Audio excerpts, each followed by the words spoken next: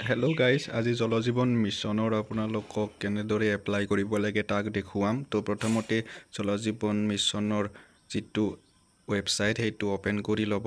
তাৰপিছত এনেদৰে ৰেজিষ্ট্ৰেশ্যন কৰিব লাগিব। আপোনালোকে ইণ্ডিভিজুৱেল অৰ্গেনাইজেশ্যনৰ বাবে কৰিব, তাক এপ্লাই কৰিব লাগিব। মই ইণ্ডিভিজুৱেলছ বুলি দিছোঁ।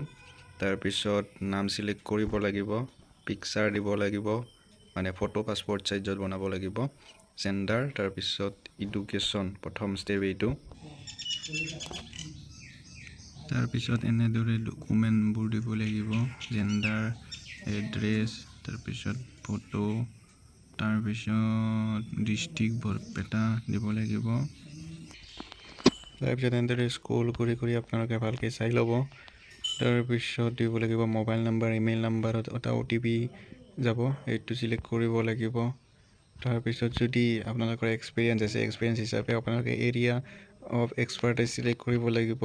কিমান বছৰ আছে সেইটো দিব পাৰে, যিসকলৰ নাই নালাগে। তাৰপিছত ডিষ্ট্ৰিক্ট ছিলেক্ট কৰিব লাগিব, কোনখনত আপোনালোকে এক্টিভ। মই বৰপেটাই ছিলেক্ট কৰিছোঁ, যিহেতু বৰপেটাই পৰে। তাৰপিছত যিসকলে এক্সপিৰিয়েঞ্চ আছে তেওঁলোকে ডেছক্ৰাইব কৰিব লাগিব, water sector, drinking water, ETC আৰু। তাৰপিছত আপোনালোকে CV খন আপলোড কৰিব লাগিব, ভেলিড গভৰ্ণমেণ্ট ID প্ৰুফ দিব লাগিব। তাৰপিছত এণ্টাৰ টেক্স মাৰি ছাবমিট কৰি দিব লাগিব। তো ইমানখিনি এতিয়ালৈকে হৈ গৈছে। পানীৰ ব্যৱস্থা অসমত চব ডিষ্ট্ৰিক্টতে। তাৰপিছত ছাবমিট হোৱাৰ পিছত এনেকুৱাই আহিব, thank you for submitting your register for data to continue, click হিয়াৰ।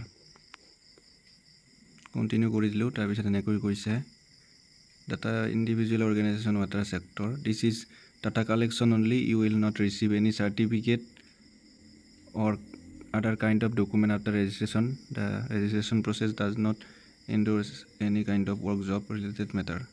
মানে এটা তথ্যহে সংগ্ৰহ কৰিছে, আপোনালোকৰ এইটো চাকৰি হ'বনে নহয় সেইটো পিছতহে নিৰ্ণয় হ'ব। আপোনালোকক কল কৰিব, তেওঁলোকে যেনেধৰণে যোগাযোগ কৰিব যদি আপুনি পায় জবটো। তো আজিলৈ ইমানেই আছিল ভিডিঅ'টো। Thank U.